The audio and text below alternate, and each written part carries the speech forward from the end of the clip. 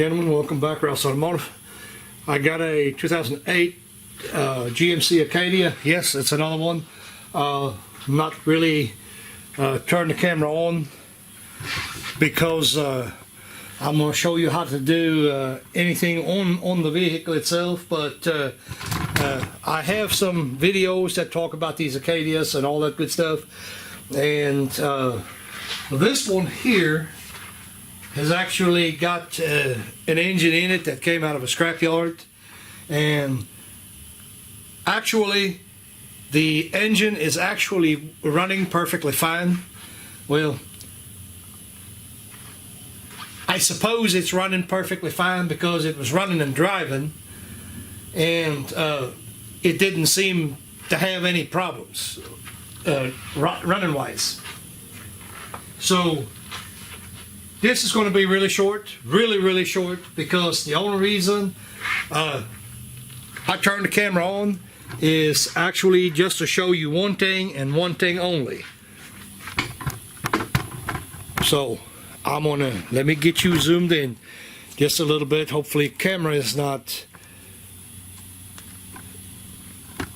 going to do something weird here, but get you zoomed in. So as you can see, this engine here's got 140,000 miles on it, and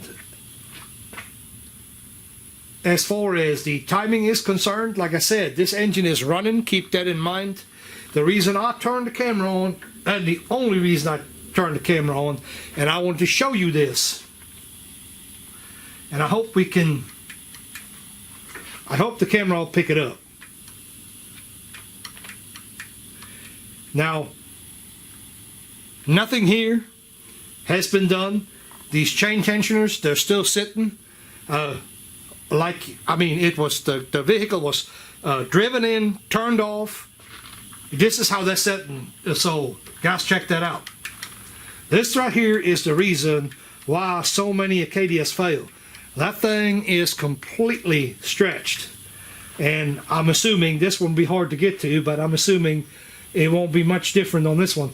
Actually, this one here is not that bad. This one is actually a good one, and generally we do see those in a little bit better shape. On the bottom, the same thing. That chain is just worn, and there's no telling. Of course, I can't put a number on that. Now, that's not why I'm here, not why I'm making the video. I'm not going to put a number on it, but this could have gone out at any point in time. I mean, any point in time, this thing could have gone out. Like I said, I haven't touched anything here, and looking at how black everything is, how carboned up it is, how black it is, you know, again, I mean, a lack of oil changes, you know. Run synthetic oil in these damn vehicles. I mean, it's not that much more money. The repair costs 10 times over what you spend in the difference on oil for the life of the vehicle. It's crazy. I mean, pure carboned up. I mean, come on. I mean, anybody can do better than that. Synthetic oil is not going to be the cure for all ailments. Now, I didn't say that either. I'm not going to make that claim, but it's a whole lot better than the conventional oil that most people run in it, and it won't do this here nowhere near as much. You know, you're still going to see, now I have taken them apart, where the motor has guaranteed had synthetic oil in it the whole entire time. And guess what? It was still dirty, but not to this extent.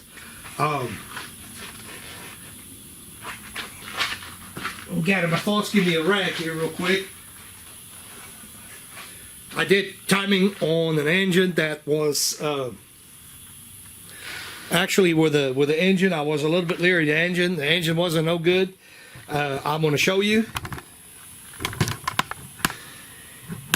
These are the timing components. That's what that looks like when it's new. This is all new. You know, there's nothing carbon up, nothing is black. Everything is nice and shiny. Timing cover. We're going to use this whole entire setup and transfer it over to this engine because it's already clean. All I have to do is reseal the whole thing, and and hopefully we be golden on this one here. But you see the difference between what that looks like. Again, get back over here. We see the difference what that looks like and what the new stuff looks like. Here is the front cover and all that good stuff that came off of it. You know, that's really no good. That's what caused the problems on these 3.6s. Of course, there's no need me beating the dead horse right now. I basically just wanted to show you all that, and there you go. We'll see you on the next one.